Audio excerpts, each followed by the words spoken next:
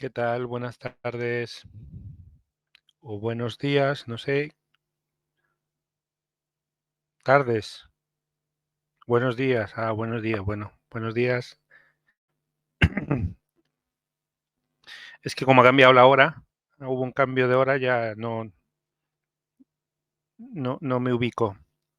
¿Cuántas horas tenemos ahora? ¿6 o 7? Supongo que 7, ¿no? O 8, 7, vale, vale, sí, es que hemos cambiado la hora. Pues nada, vamos a empezar hoy con la sesión. Estamos, como la clase anterior vimos en el tema 2, vamos un poco a recordar qué fue lo que comentamos y vamos a ver hoy lo que nos queda pendiente. ¿Qué dijimos la clase pasada? Bueno, en términos generales, hacer un repaso así rápidamente. Eh, Hablamos de la evolución de Internet, ¿no? De cómo ese primer Internet era unidireccional y había una suerte de dictadura de los que podían programar, de los webmasters, los que podían hacer páginas web y por tanto producir contenido, a la web 2.0, donde pues a través de herramientas se permite mayor interacción por parte de los usuarios, ¿no? Que ha generado todo tipo de servicios a los que accedemos sin tener que ser expertos programadores, ¿no? Pues casi todo lo hacemos con interfaces y eso nos ha permitido exponer ideas, intercambios, bienvenidos, eh, producir conocimiento, etcétera, pero también ha ido dejando pues información sobre nosotros, cómo pensamos, qué nos gusta, qué nos parece relevante, qué no, incluso cómo nos posicionamos en ciertos temas, es decir, dejamos rastros de lo que pensamos que son recuperables y eso ha dado lugar al concepto de identidad digital, ¿no? Que es peculiar en el sentido, eh, sobre todo, de la capacidad de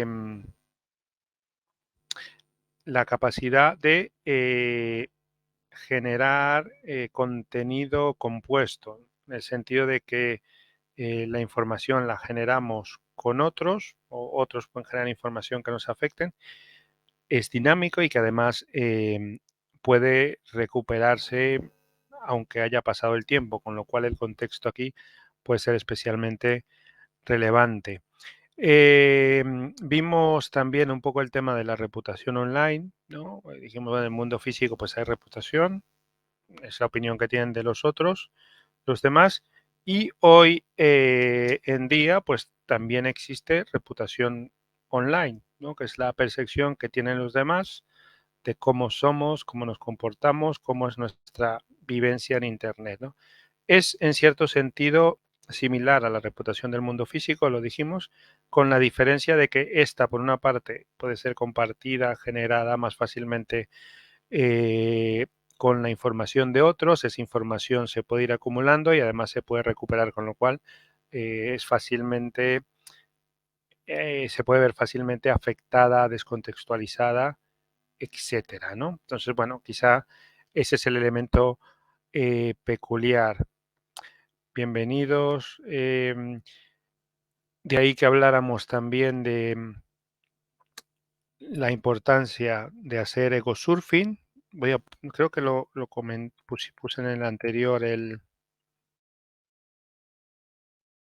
nombre, ecosurfing, eso de buscarse uno mismo en internet y sobre todo tratar de identificar que no haya nada raro, ¿no? Ninguna cosa que nos resulte llamativa y tener en cuenta también que existe la posibilidad de que una vez haya transcurrido el tiempo se descontextualicen y se terminen afectando, eh, generando problemas que nos afecten. Luego volveremos sobre un caso concreto. Entonces, ¿qué era importante? Pues gestionar positivamente nuestra identidad digital, eh, teniendo en cuenta que hay elementos que no podemos controlar, algunos o buena parte de ellos sí. Y en nuestro caso, si nos centramos ya en los alumnos, posiblemente, y esto os voy a hacer una pregunta, posiblemente nos vamos a encontrar con varios problemas, ¿no? Yo el que me suelo encontrar es la distinta percepción de lo que es o debe ser eh, la privacidad, la gestión de la identidad digital, la importancia de la reputación online, ¿no? Entonces aquí aprovecho de preguntarles, ¿han tenido experiencias con alumnos, quizá comentando alguno de estos temas o de alguna situación peculiar, preguntando, por ejemplo, cuestiones sobre privacidad, sobre cómo gestionan sus redes sociales y han concluido que entienden quizá los alumnos de sus alumnos de una manera distinta a como la entendemos los que somos un poquito más mayores? ¿Se ha pasado a alguien? A ver.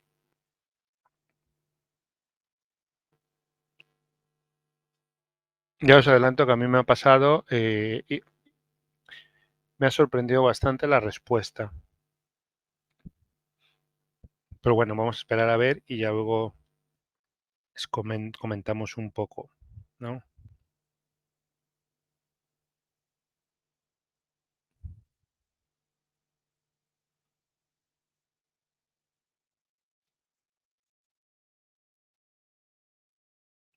Buenas tardes. Jackson, no, no has tenido casos con alumnos. ¿A alguien le ha pasado algo? ¿Alguna han tenido que hablar de estos temas con los alumnos? Bueno, si no, es una buena oportunidad para pensar si es importante trabajar estos temas, ¿no? Y si no han tenido casos, pues qué percepción tienen de cómo gestionan ellos su privacidad online, ¿no? ¿Cómo gestionan ellos su privacidad? ¿Entienden la privacidad de una manera distinta? ¿Son más transparentes? Eh, Dice Luis Carlos, lo que ha evidenciado es que los alumnos quieren violentar la seguridad de sus compañeros. Es decir, que quieren, te pregunto, Luis Carlos, o sea, que quieren acceder a las contraseñas, a sus cuentas, etcétera.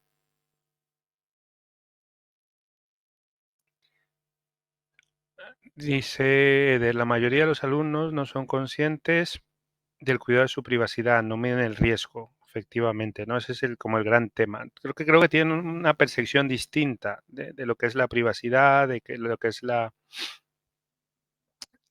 transparencia, en definitiva, ¿no? Se María, no me ha pasado, pero tengo las siguientes inquietudes. Cuando una persona tiene una identidad digital y fallece, ¿cómo se puede salvaguardar esa identidad digital? Y la otra pregunta es, ¿cómo se puede conocer que esa identidad digital ya ha finalizado cuando la persona ha fallecido? Vale, María Catalina, esta pregunta la vamos a trabajar en el tema 4, ¿vale? La dejamos para eso, si no te importa. Génesis para la prevención del ciberbullying en la institución educativa. Imagino que lo ha tratado. Luis Carlos, sí. César, no le han dado la importancia que amerita el asunto. Laura, sí, mis estudiantes todo lo quieren hacer público en sus redes y se han agredido mediante fotos o comentarios. Mónica, yo pude evidenciar que entre ellos sean contraseñas de sus cuentas para que antes revisen y las utilicen como propios. Incluso mi hijo lo hizo. Vale. Esta es una cuestión muy importante que lo vamos a hablar, lo de cómo gestionan su seguridad. Jorge, en mi entorno, educación online, la gran mayoría de estudiantes tiene una gran responsabilidad de identidad. En algunos casos, algunos de ellos no usan redes sociales más allá de las que se les piden como actividad. Bueno, eso está muy bien. Luis Carlos, como docente de tecnología y como un tema de seguridad informática, enseñé a identificar la IP de los celulares y su ubicación. Bueno, esto ya es un poquito más avanzado, Luis Carlos, ya vas avanzando un poco más. Eder, conocí un caso de filtración de una foto íntima entre los compañeros de aula y publicada en redes sociales. Bueno, estos son los casos que nos interesa ver, ¿no? Y que tienen que ver un poco con lo que estamos comentando, ¿no? A ver, yo os comento mi experiencia a veces con alumnos dice Jorge, en pandemia una población de estudiantes nuevos publicó los nombres de sus compañeros en grupos de Facebook. Claro. Mi experiencia a veces con alumnos de clases presenciales, cuando explicas estos temas, no es extraño que algún alumno responda, bueno, es que a mí me da igual lo de la intimidad, a mí me da igual lo de la privacidad, yo no tengo nada que ocultar. Yo la verdad es que si me espían, si se publican cosas sobre mí, se publican sobre mí. Yo soy una persona transparente y bueno, me da la impresión de que hay muchos que piensan eso, pero también me da la impresión de que, tal como se ha dicho, muchos no son conscientes de los riesgos, ¿no? No son conscientes del impacto que eso puede tener, ¿no? Y visto lo que han comentado, eh, lo que han comentado, eh,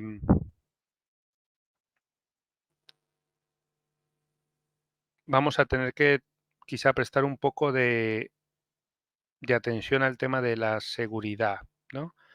A ver, quedamos aquí un poco lo que estábamos viendo, ¿no? Eh, dice,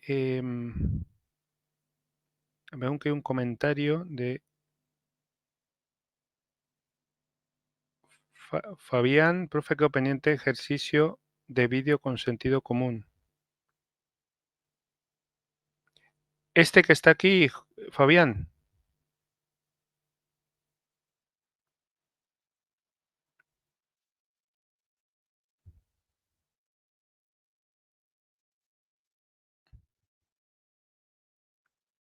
sí, no, no, no, no. Eso, que aquí quedamos, efectivamente. Aquí quedamos. Vale. Sí, no, lo que estábamos era repasando sin más lo que estábamos comentando, ¿no? Entonces,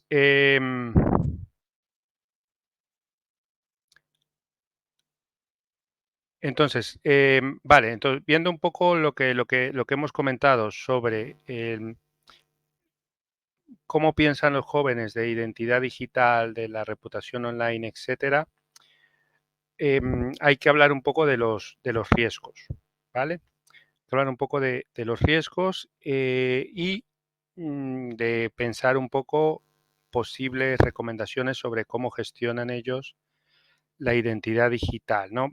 Me parece muy relevante, por eso me había quedado aquí, respondiendo a lo de Fabián, porque estaba aquí, remarcar o recordar la idea de que es muy importante llevarles a que interioricen que deben gestionar la identidad digital de manera consciente, informada y positiva.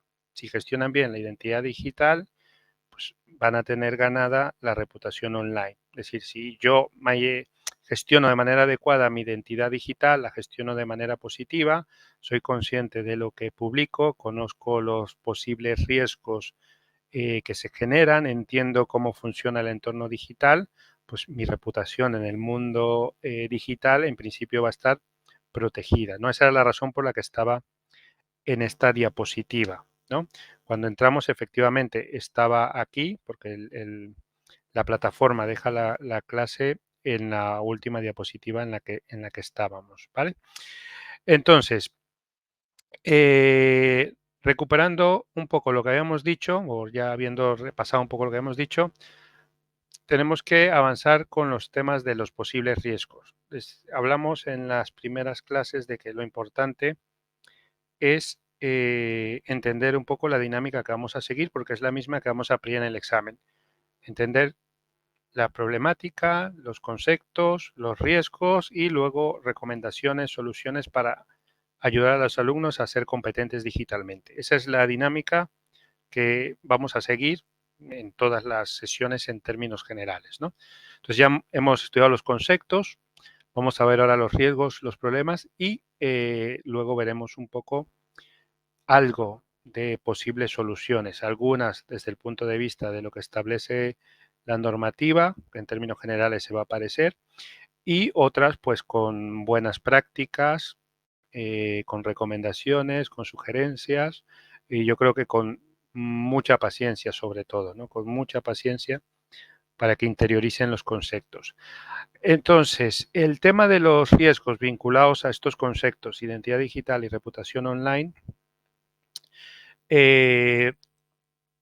tienen la problemática de que pueden estar muy conectados, que pueden ser escalables, que una cosa puede llevar a la otra, que es habitual que una cosa lleve a la otra y que se generen incluso riesgos escalonados, ¿no? Hay un caso que no sé si ya lo han estudiado, pero si no estoy seguro que lo van a estudiar no solo en esta asignatura, sino en varias otras, que es el caso de Amanda Todd, ¿no? De Amanda Todd que eso hay un riesgo de identidad digital, de suplantación de identidad, que llevó un caso de ciberbullying, que llevó un caso de ciberstalking, que luego llevó lamentablemente al caso del suicidio de esta adolescente, ¿no? Y lo triste es que ese patrón a veces se puede repetir, ¿no? Entonces, los riesgos en este tipo de situaciones, pues son variables y están, como les digo, conectados entre ellos, ¿no?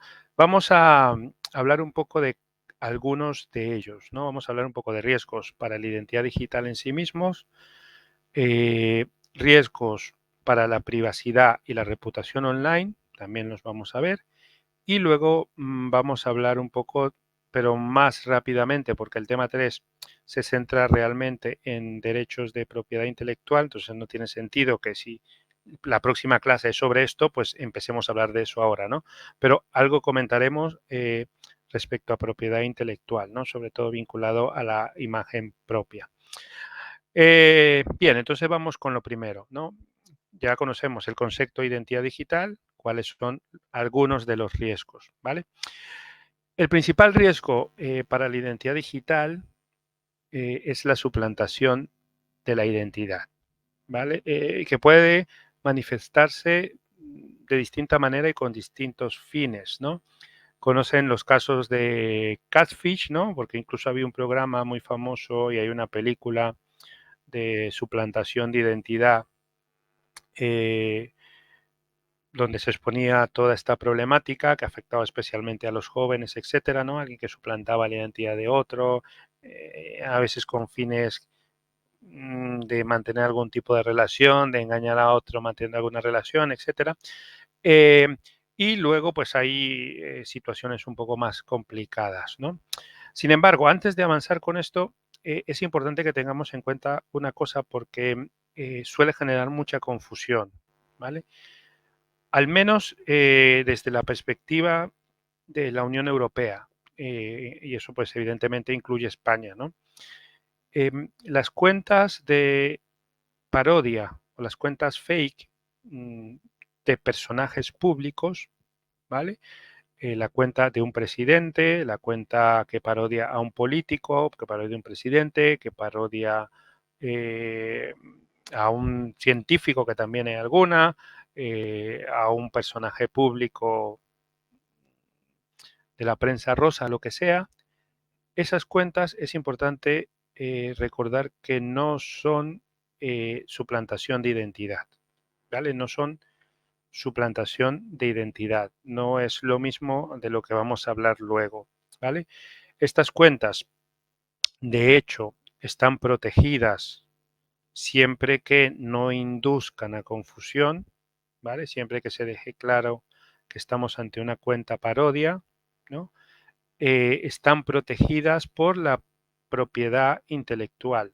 Es decir, esas cuentas, en la medida en que reflejen pues, una aproximación humorística que tiene cierta identidad, pero bueno, que se basa en un personaje conocido, etcétera, pues puede ser objeto incluso de protección, ¿no? Entonces, las cuentas parodia, como esta que vemos aquí de Donald Trump, esta es una cuenta que se hizo en España de Donald Trump, pues esto que es importante que tengan claro, no es de lo que estamos hablando. Esto no es suplantación de identidad. Esto es una cuenta parodia, una cuenta humorística que habitualmente, y esto es lo que exigen las plataformas, tienen que dejar claro que son cuentas parodia, que son cuentas fake, ¿no? Y de hecho, esta de Trump, por eso me gusta utilizarla, porque lo deja claro, eh, dice claramente, no sé si se ve del todo, dice con F de fake, y entre paréntesis pone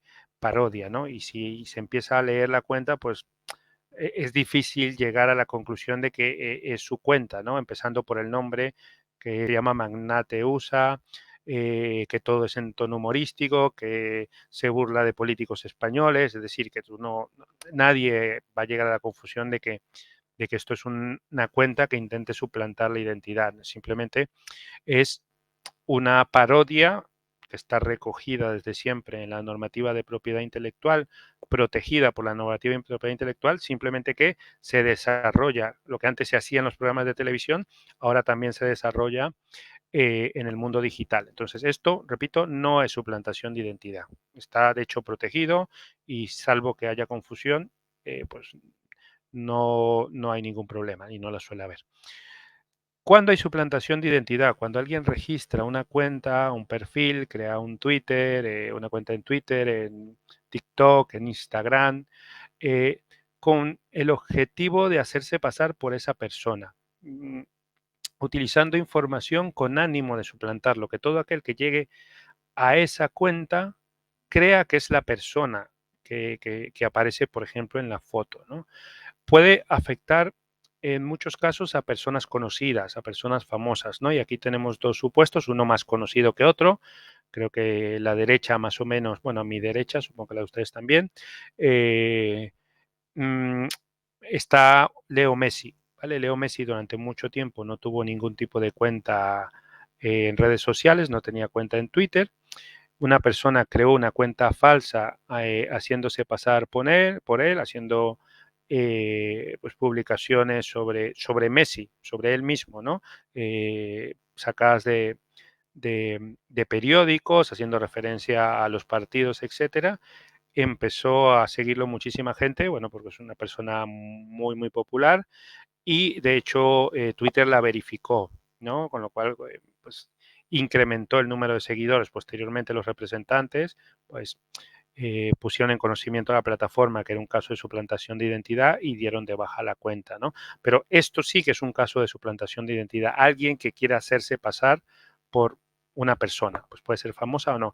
En el caso de la izquierda, pues bueno, fue un caso también que en España fue algo conocido, de una persona que era relativamente desconocida, pero le nombraron ministro de Economía y alguien inmediatamente creó una cuenta de Twitter y empezaron a seguirlo. Pues el gobierno inmediatamente actuó, puso en conocimiento a Twitter y se eliminó la cuenta. Pero estos son casos de suplantación. Repito, pueden afectar a personas conocidas, a personas famosas, pero también pueden afectar a personas anónimas como luego o personas como nosotros, como luego veremos, ¿no?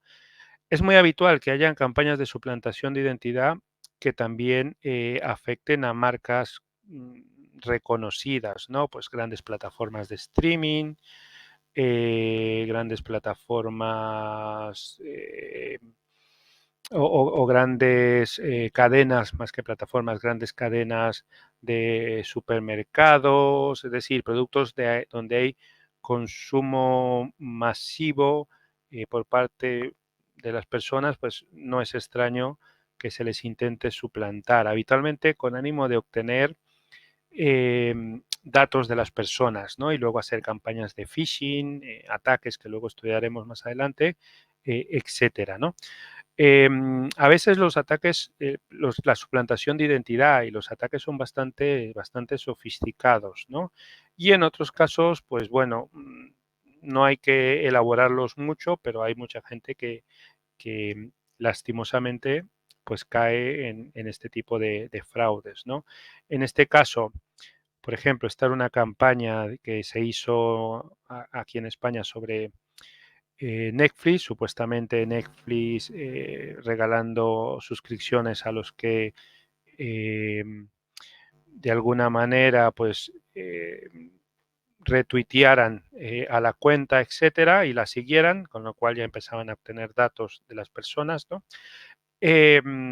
Y utilizaron un nombre que, bueno, pues razonablemente se podría pensar que era cierto, que era Netflix España, ¿no? En realidad la cuenta de Netflix es Netflix, el de España es Netflix es, pero bueno, tampoco era extraño que tuviese ese nombre. Y hasta que la Policía Nacional o la Guardia Civil, no lo recuerdo bien, puso en conocimiento a los medios y empezó a salir, pues la gente, un grupo importante de gente consideraba que era una campaña real. Pues bueno, en definitiva, suplantación de identidad que afecta también a empresas, a comercios, ¿no? Pero luego también hemos dicho personas conocidas, marcas reconocidas, pero también ocurre tal como se comentó antes cuando preguntamos por casos que conocieran, hay casos de suplantación de identidad eh, vinculados a ciberbullying, ¿no? Que son los casos que posiblemente nos terminen afectando más. Pues un personaje público, un político, pues ya tendrá los medios para defenderse. Una marca tendrá los medios para defenderse. En el caso de adolescentes, de jóvenes que sufren este tipo de, de actuaciones, pues a veces se encuentran en una posición más vulnerable, ¿no? Y repito, no son los más habituales, ¿vale? Porque la suplantación de identidad en buena medida eh, requiere o bien crear una cuenta que se parezca a la que es. Si es una persona poco conocida, es difícil que alguien llegue, al menos que alguien activamente la publicite, que podría pasar. O si no, y esto es lo que tiene que ver un poco con lo que comentábamos, o si no, son supuestos donde alguien pues no cuida su seguridad, comparte contraseñas, que era lo que estaban comentando, y a través de estar facilitando la entrada, pues alguno o alguna pues se queda con esos datos y suplanta la identidad, vaya usted a saber con qué fines, ¿no? Entonces, no es lo más habitual, pero sí que nos vamos a encontrar con cierta frecuencia casos de suplantación de identidad vinculados a ciberbullying, publicación de imágenes, insultar a otras personas. E incluso hay un caso muy curioso que ocurrió en España, donde detuvieron a un menor que suplantaba la identidad de otro menor compañero de clase, eh, y lo que hacía con esa suplantación de identidad era ofrecerse para maltratar animales y mujeres. Y por supuesto, pues ponía el teléfono del real del chico y recibió muchísimos mensajes, no para maltratar, sino para gente que le insultaba, que se quejaba, que decía que le iba a llamar a la policía y por supuesto, pues le generó bastantes problemas como nos podemos imaginar, ¿no? Pues casos de este estilo nos podemos encontrar, ¿no? Y esto pues sí que es un riesgo importante vinculado a la suplantación de identidad. Entonces, ¿qué hay que enseñarles? Pues lo que decíamos antes, que tienen que gestionar positivamente su identidad. Y gestionar positivamente su identidad incluye también tomar medidas de seguridad. Lo que salió antes, la contraseña. No se puede compartir contraseñas, lamentablemente. No se puede ser transparente. No se pueden enviar contraseñas por WhatsApp, porque es que el WhatsApp se queda allí, yo puedo replicar ese WhatsApp, alguien lo puede ver que cogió el móvil. Es decir, hay que gestionar adecuadamente la seguridad, porque es abrir la puerta a este tipo de prácticas, entre otros casos, ¿no? Bien, dice Sandra, y el colectivo Anonymous, eh, mm, no sé a qué te refieres, Sandra, con Anonymous. Anonymous normalmente no suplanta identidades, Anonymous hackea. Es decir, pues estoy en contra de una empresa, me parece que no es ética, o estoy en contra de la actuación de un grupo, de un colectivo, etcétera, y lo que hago es, o lo que hacen, es, por ejemplo, acceder a sus servidores, buscar información que sea comprometedora y publicarla. A veces hacen ataques de denegación de servicios para que los servicios, es decir, el, los servicios que ofrezca la empresa que están atacando, las funcionalidades de sus plataformas, lo que sea, pues que no estén disponibles para los usuarios, ¿no? Y afectar un poco la reputación y hacerse notar de que vamos a estar aquí, vamos a vigilarlos, etcétera, ¿no? Pero en general no, no realizan ataques, o al menos a día de hoy no hay ataques de suplantación de identidad, ¿no? Son sobre todo eso, ataques dirigidos a obtener información que publican, ¿no?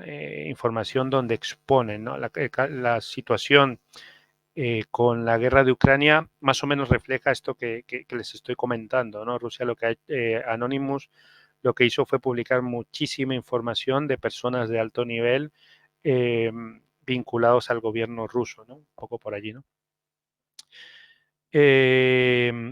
Secretaría, muy importante conocer información acerca de la suplantación y muy importante sobre todo enseñarle a los alumnos a trabajarlo, ¿no? Que sean conscientes de que eso ocurre.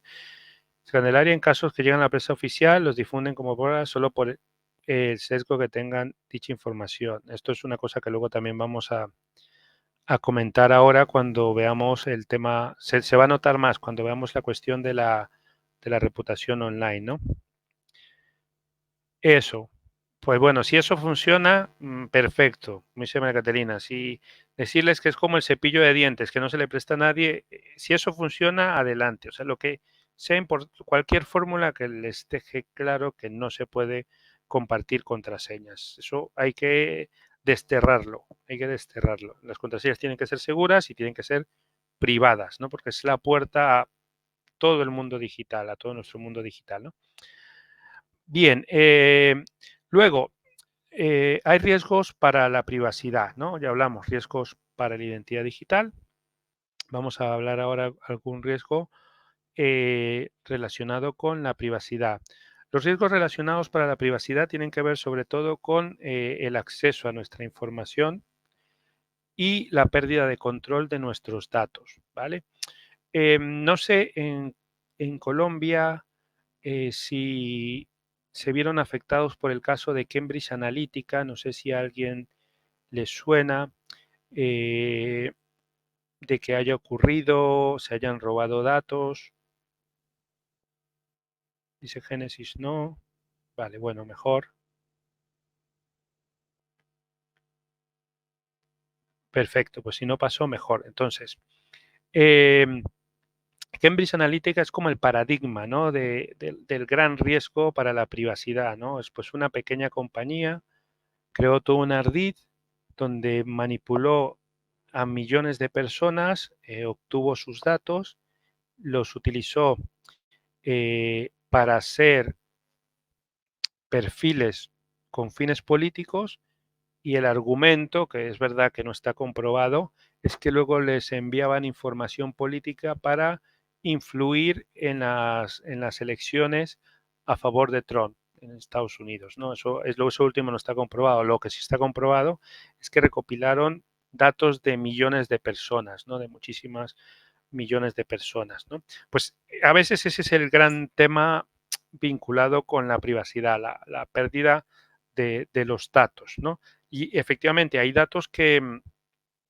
son eh, más sensibles que otros, que incorporan más riesgos que otros, lo que comenta María Catalina, ¿no?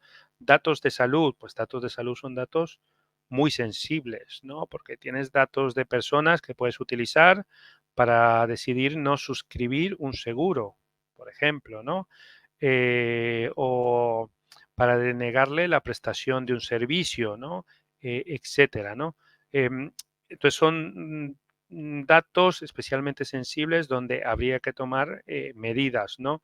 En toda la Unión Europea se ha obligado a las empresas a tomar muchas medidas para proteger los datos de los usuarios y especialmente los datos sensibles, porque el riesgo fundamental es esa pérdida de información, brechas de seguridad, hackeos con fines que, pues evidentemente, muchas veces son ilegítimos. En otros casos, bueno, pues hay cosas más discutibles, pero muchos son ilegítimos. En el caso de nuestra actividad más próxima, ¿cuáles son los posibles riesgos vinculados con la pérdida de control de los datos? Pues, por ejemplo, lo de eh, compartir la contraseña, por ejemplo, pues puede permitir a quien acceda a esa contraseña y a esa cuenta, pues ver las los intercambios privados que una persona ya ha hecho. Pues bueno, eso es un riesgo de pérdida de control de los datos, ¿no? Puede también plantearse casos que dependerá un poco de la situación, ¿no? Aquí en el caso de España, lo voy a explicar cómo se hace aquí, ¿no? Cómo se señala aquí, ¿no? Hay un tema que no es ilegal, no se está cometiendo ningún delito, pero es una actividad muy riesgosa que realizan muy frecuentemente o con cierta frecuencia, por lo que vemos en los medios, los adolescentes, ¿no? Que un poquito mayores, adolescentes mayores, que es el sexting. Enviarse fotos o vídeos un poquito más comprometedoras o comprometedoras sin más, ¿no?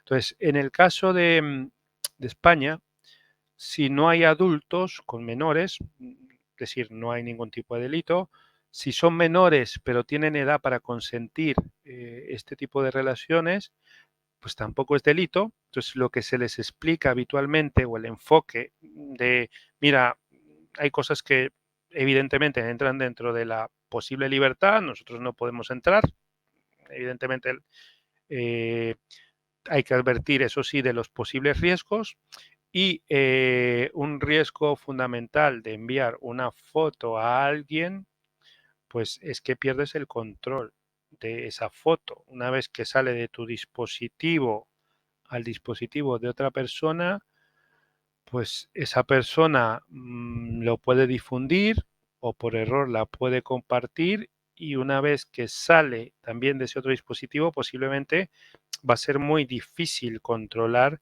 que se siga difundiendo, ¿no? Entonces, eso es un riesgo importante para la privacidad, ¿no?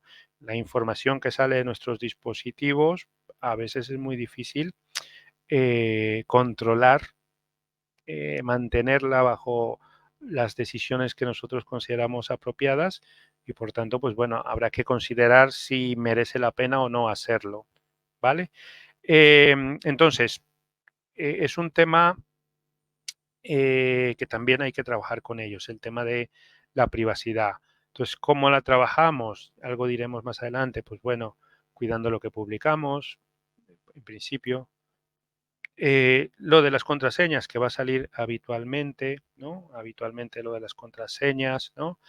Eh, pensar si nos interesa compartir información nuestra que consideremos sensible o no, ¿vale? En la medida en que sea legal, evidentemente, etcétera, ¿no? Pues bueno, ese tipo de situaciones introduce riesgos importantes para la privacidad, ¿no? Vamos a ver aquí un poco el chat. Eh,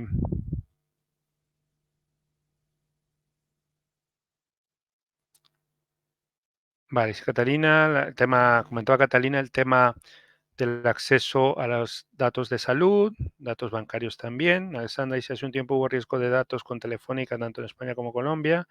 Eso es habitual, ¿no? El tema de las posibles brechas de seguridad son ciertamente habituales. Y en el caso de la Unión Europea, lo que pasa, es decir, se nota más en la Unión Europea y en Estados Unidos porque las empresas tienen la obligación de notificarlo. Una vez que una empresa considera que existe una posible brecha de seguridad, una brecha de seguridad es por alguna razón, que no necesariamente tiene que ser un hackeo, hubo una filtración de datos, alguien pudo acceder o se publican datos que no se debieron publicar, hay que notificarlo a determinadas autoridades y esas autoridades junto con la empresa tienen que hacer un análisis de los posibles riesgos, hay que notificar a las personas, normalmente se notifica a los medios de comunicación para que llegue a más personas, etcétera. Entonces, bueno, por eso es como muy habitual que se hagan referencias a las brechas de seguridad. A veces parece que son muy grandes, pero en otras ocasiones no son especialmente importantes, ¿no? Aquí comenta Andrés y Luis y creo que María está hablando un poco de lo de hacker y demás.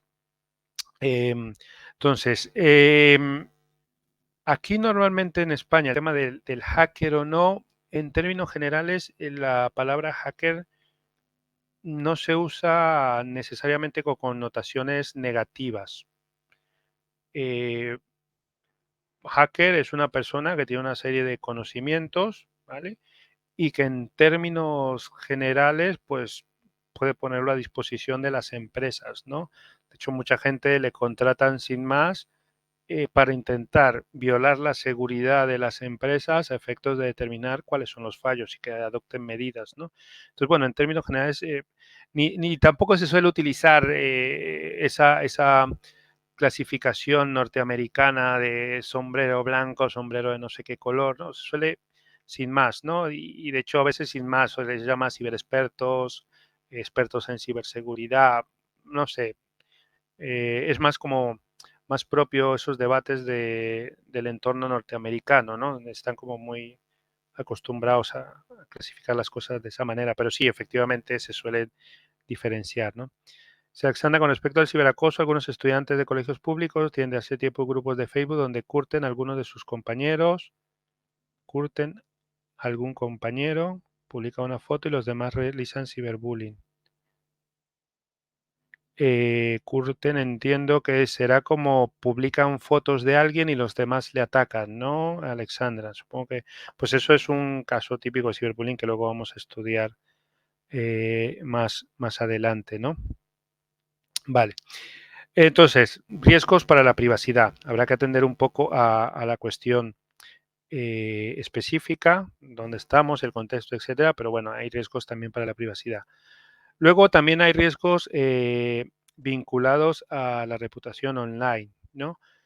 Aquí los problemas que nos podemos encontrar pueden tener que ver con exceso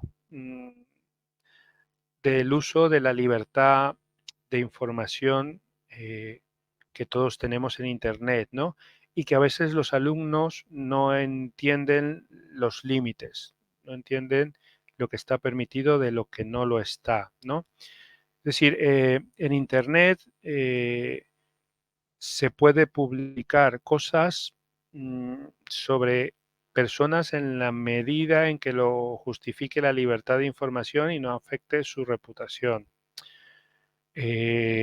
Si entramos a afectar espacios privados, si estamos atacando el honor de una persona, si estamos calumniándolo, por una parte estamos generando un riesgo para esa persona, pero también estamos generando posibles consecuencias legales para nosotros, ¿no?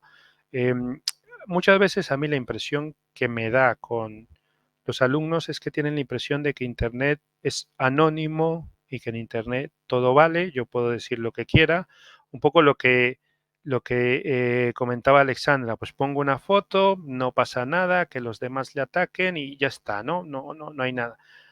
Cuando la mayoría de las jurisdicciones tienen regulación que pueden tener consecuencias. Es verdad que mientras más menores sean, pues las consecuencias no van a ser de tipo penal, van a ser más bien correctivas, pero son consecuencias al fin y al cabo, ¿no? Entonces, la reputación online también se puede ver afectado por este tipo de circunstancias, con el agravante de que es posible de que, si se dan estos casos que comentamos, se generen también consecuencias jurídicas, ¿no? Bueno, pues eso quizá yo creo que habría que trabajar con los menores es que sean conscientes de que Internet no es un territorio sin ley, ¿vale? Es un territorio donde se replica en buena medida la normativa que existe en el mundo físico. Eso puede tener consecuencias para ellos, ¿no? Eso por una parte. Y luego está el tema de la posible descontextualización de la información que pueda afectar a la reputación de una persona. Y voy a subir un poco más a un ejemplo que había salido en la clase anterior, ¿no? Vale, esto es un tweet que yo os voy a pedir que lo lean de una persona que publicó sobre una cuestión que le ocurrió. No sé si lo ven, especialmente los que están en móviles, los que están con el móvil, bueno, quizás no se ve, así que como son muchos, se los voy a leer. es una persona que dice: Air Europa me deniega a viajar sola por ir en silla de ruedas. El resto de compañías, ok, o sea, el resto de compañías no me ponen ese problema. Y pone los hashtags discriminación, discapacidad, denuncia, por favor, retweet, ¿no? La persona lo publica, esto es una noticia antigua, y los medios de comunicación, evidentemente, como la noticia pues es llamativa, está relacionada con una persona que se encuentra en una situación de especial vulnerabilidad, pues lo publica, ¿no? Y un periódico de eh, bastante impacto en España, como es El País, pues publicó la noticia diciendo: Air Europa impide viajar solos a quienes usen sillas de ruedas. La compañía adopta una interpretación restrictiva de un reglamento europeo. Iberia decide en función de la movilidad del pasajero. Entonces, no ve esa noticia y lo primero que piensa es que esta empresa pues discrimina a las personas que van en silla de ruedas, ¿no?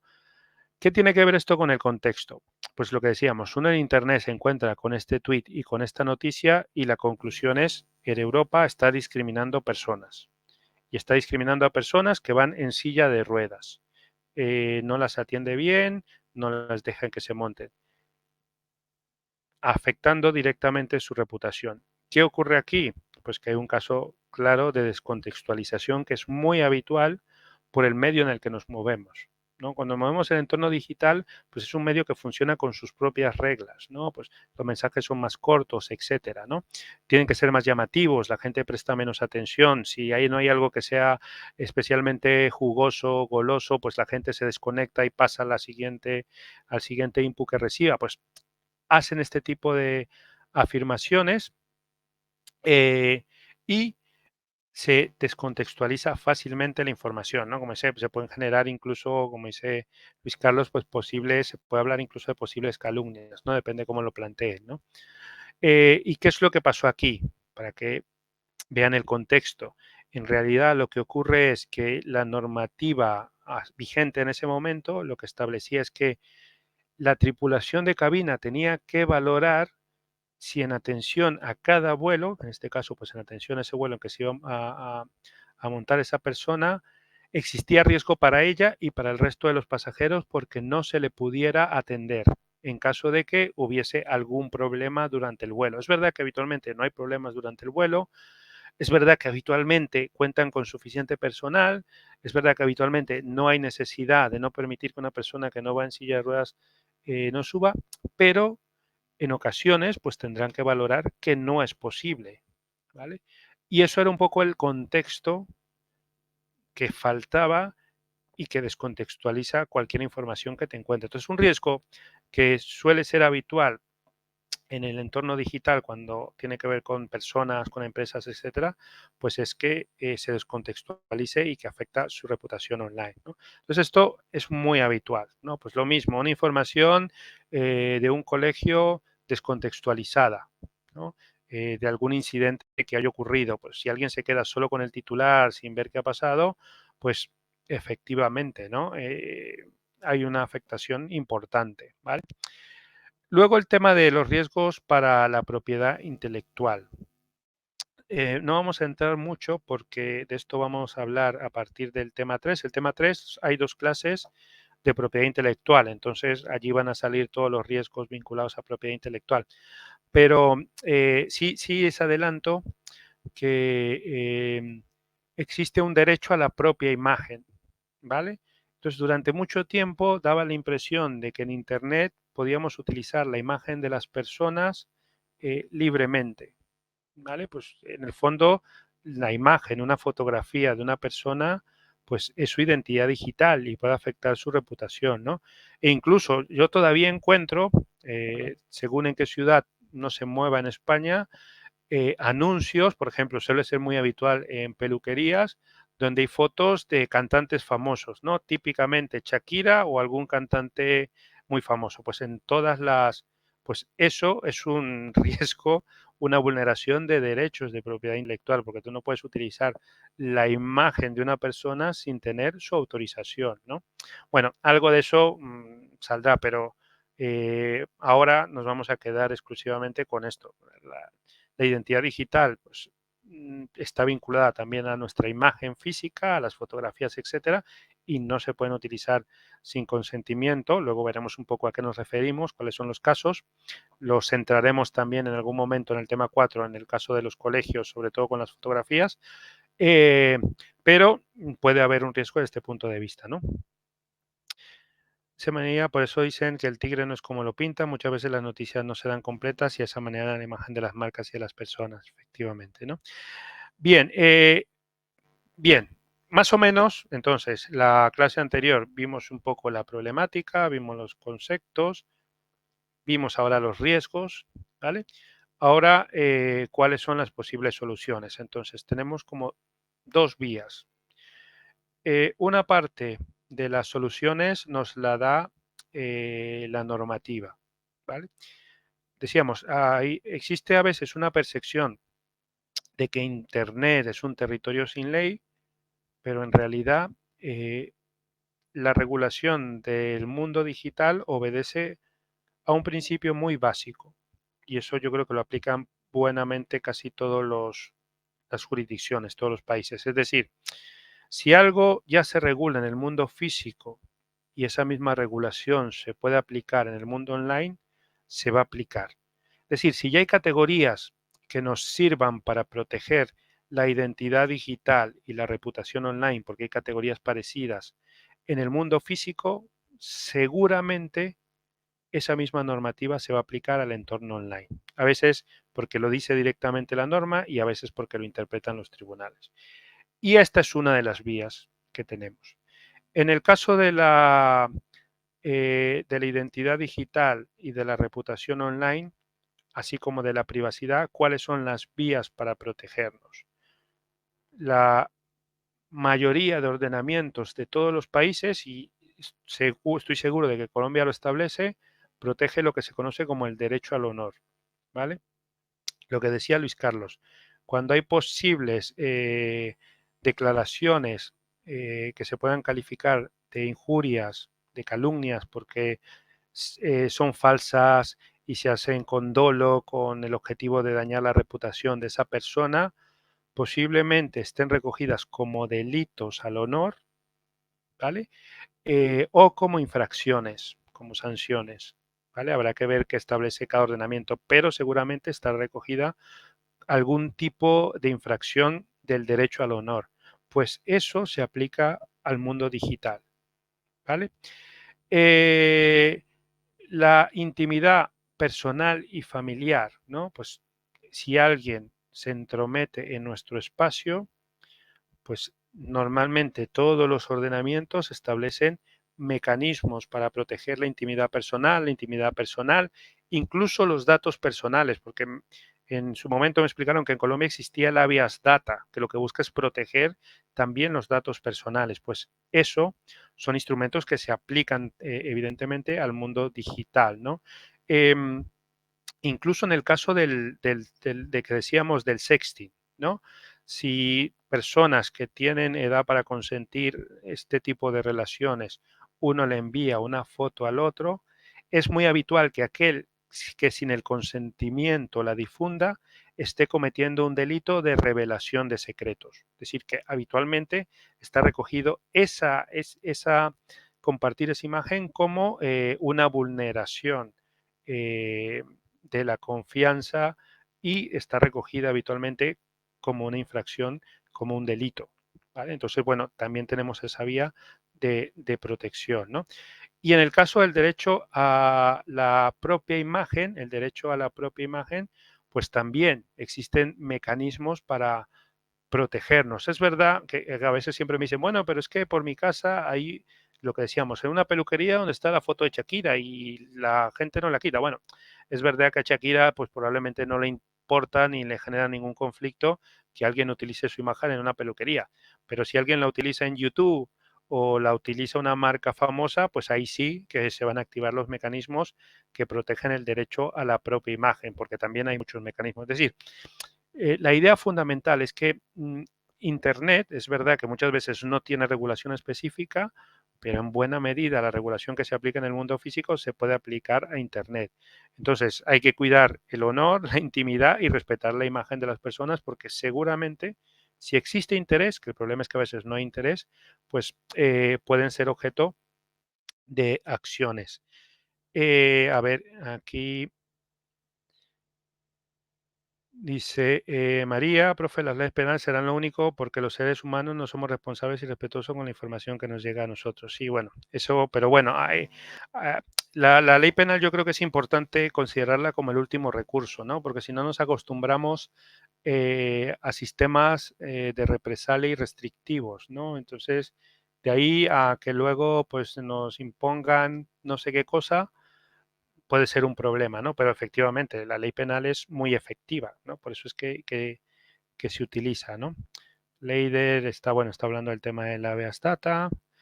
Paulo, sí, lo compartiremos sin problemas, ¿no? Le subiré el PowerPoint para que lo puedan ver, ¿vale? Vale, y protección de datos, dijimos, en Colombia pues hay una habeas data y en el ámbito de la Unión Europea pues hay un Reglamento General de Protección de Datos que regula bastante eh, y protege bastante a las personas cuando se están utilizando sus datos. Eso lo vamos a ver en el tema 4 también, ¿no? Entonces, bueno, lo dejamos para esa cuestión. Sin más, voy a avanzar para ir terminando algunos de los problemas fundamentales que tienen que ver con protección de datos. Muchos de los problemas ya vamos a ver en su momento que tienen que ver con el tema del consentimiento. A veces porque es muy difícil entender para qué nos están pidiendo los datos. No sé si se han descargado alguna vez una aplicación y han visto la política de privacidad y han detectado que hay cantidad de información que es imposible entender qué es lo que quieren pedirnos.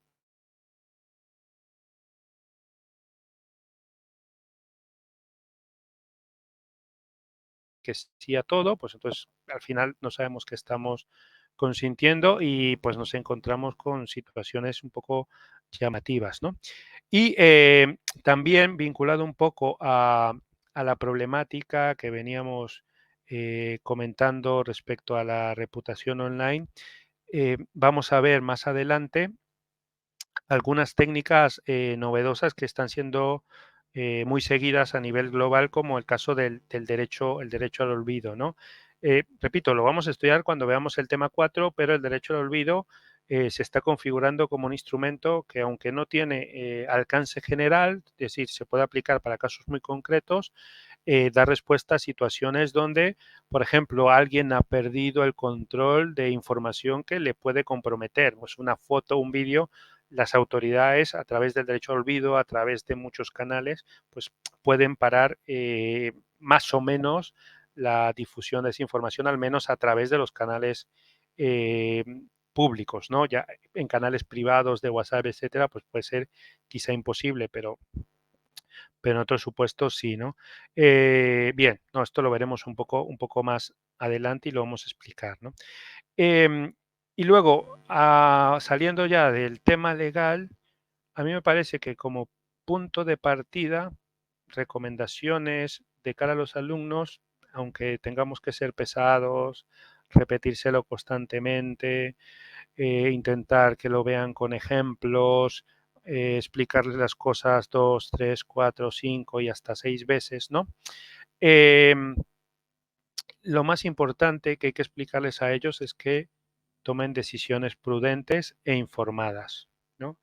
Yo les suelo decir una cosa, mire, si lo que va a publicar en Internet, usted no lo diría, por ejemplo, en esta aula y no se sentiría cómoda o cómodo que todo el mundo identificara ese comentario o esa información con usted, pues quizá piense que no es conveniente que lo haga en Internet, porque tarde o temprano alguien va a identificar que ese comentario, que esa imagen, que eso, lo que sea, pues está relacionado con usted. Entonces, hay que ser prudente, sepa cómo funciona Internet y tome decisiones informadas, ¿vale? Tome decisiones informadas. Ya si usted quiere ser transparente, publicarlo todo, pues bueno, ya la libertad, pues evidentemente da para eso, ¿no?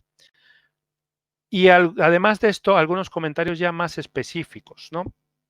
Y aquí ya no vamos a pensar exclusivamente en los alumnos, sino también los podemos aplicar para nosotros, ¿no?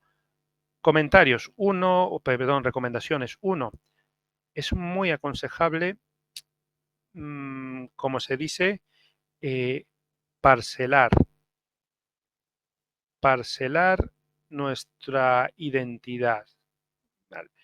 A ver, no se trata de no ser transparentes, no se trata de dividir vidas, no se trata de vivir vidas separadas. Se trata simplemente de tomar una medida técnica vinculada a que en el mundo digital es muy habitual que cometamos errores, ¿vale? Entonces, ¿a qué me refiero con parcelar? Es decir, nosotros podríamos, y es muy aconsejable, tener diferenciado las vías de comunicación, por ejemplo, para nuestro entorno profesional de las que tenemos para nuestro entorno familiar y personal, ¿vale? Es decir, no tener, por ejemplo, un único correo electrónico, tener un correo profesional y tener correos privados. ¿Por qué? Porque si nos equivocamos en enviar una información personal y en ese entorno de direcciones que tenemos en nuestra información, en nuestro correo personal, le enviamos por error a alguien, posiblemente esa persona nos proteja. Posiblemente esa persona nos diga, oye, te has equivocado y no salga de allí. Si lo hacemos en un entorno profesional, posiblemente podamos perder eh, el control de los datos. Entonces, no se trata, repito, de tener vidas separadas, de no ser transparentes, se trata simplemente de establecer una barrera para protegernos ante muy posibles errores materiales que vamos a desarrollar en nuestra interacción con sistemas de comunicación. Entonces, es muy aconsejable hacerlo. De hecho, los adolescentes, yo me he encontrado con muchos que lo hacen a veces con fines más espurios. No, no, que mi padre no se entere, que mi madre no se entere de lo que digo por Twitter, ¿no? Entonces, bien, tengo mi perfil público y mi perfil de mis amigos. Bueno, pues eso es una forma de protegerse, ¿no? De gestionar la identidad. Configurar adecuadamente los paneles de seguridad en las redes sociales, eso es muy importante. Es verdad que ahora deberían estar, al menos en Europa es así, deberían estar por defecto previstos en modo privado, pero puede ser que no. Eso es importante. Y luego la seguridad, ya para ir terminando, la seguridad. Lo que decíamos, que me pareció muy importante. Cuidar las contraseñas, no comunicar nuestros datos, etcétera, ¿vale? Es decir, una serie de consejos fundamentales, ¿no? Vale, a ver, que veo que aquí hay como una duda con qué es lo que se publica o no. A ver, ¿qué es lo que pasa aquí? Creo que hay una duda sobre el tema. El tema es el que está publicado, ¿vale? El tema tiene que ser el mismo, o sea, el tema no se modifica. El tema, todos deberían tener acceso al temario normal, ¿no? El temario que está previsto. Todo el mundo debería descargarse el mismo tema, no debería haber un tema distinto para nadie. De hecho, creo que no lo hay. Tiene que ser el mismo tema para todos. Eso por una parte. El tema lo bajan desde la plataforma, desde temas y desde allí en principio, yo no sé cómo es la plataforma del otro lado, pero le dan allí y se descarga el tema. Y la presentación, pues la presentación es mi presentación, o sea, ya es la mía, ¿no?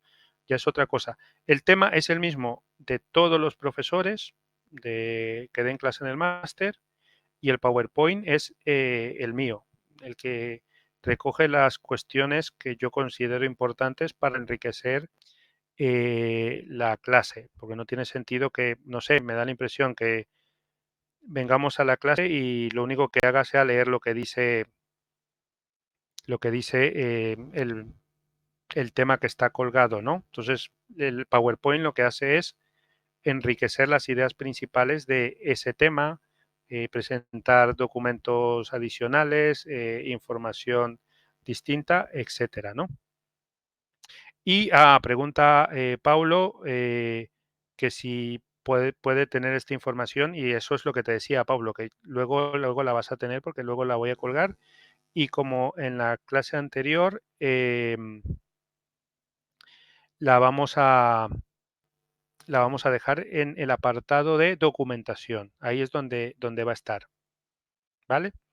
Entonces, en el apartado de documentación es donde están los PowerPoint. Los temas estarán en la plataforma en algún apartado que se llame tema, temario, no sé cómo se llama, ¿vale?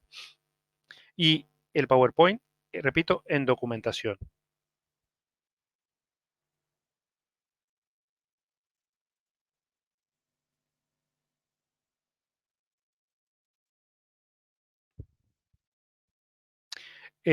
María Catalina, los test yo creo que no tienen tiempo, ¿vale?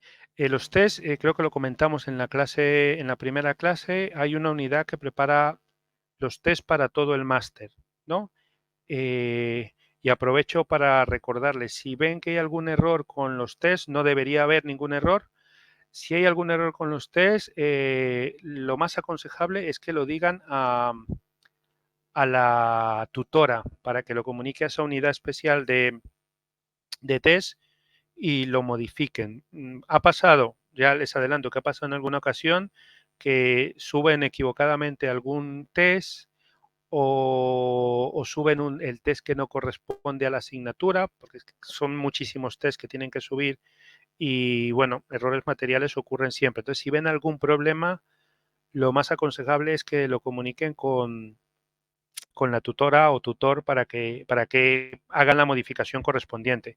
Y si hay algún error con la respuesta, también, para que lo puedan modificar. Nosotros, los profesores, no tenemos acceso a los test, no podemos verlos, ¿vale? Muy bien, pues nada, ya los voy a dejar porque intuyo que debe ser la hora de la comida, ¿no? Intuyo, o no lo sé si ya pasó la hora de la comida o se han quedado ya sin comer, del almuerzo, eso. Ya pasó, bueno, almorzar, almorzar. Entonces, nada, en la próxima semana recuerden que es Semana Santa, entonces no tenemos clase y la tenemos pues la semana siguiente. Muy bien, pues nada, aprovechen de descansar, de coger energía, porque bueno, luego hay que continuar con el máster, con la vida y con todo lo demás, y no es fácil, ¿no? Nada, que al menos que aprovechen de almorzar y de continuar con esto. Luego subo la clase. Sí, sí, pueden subir esta clase como haber asistido, sin problema, ¿vale? Bueno, adiós, que tengo otra sesión ahora. Voy a cerrar. Que descansen, adiós. Chao, feliz tarde.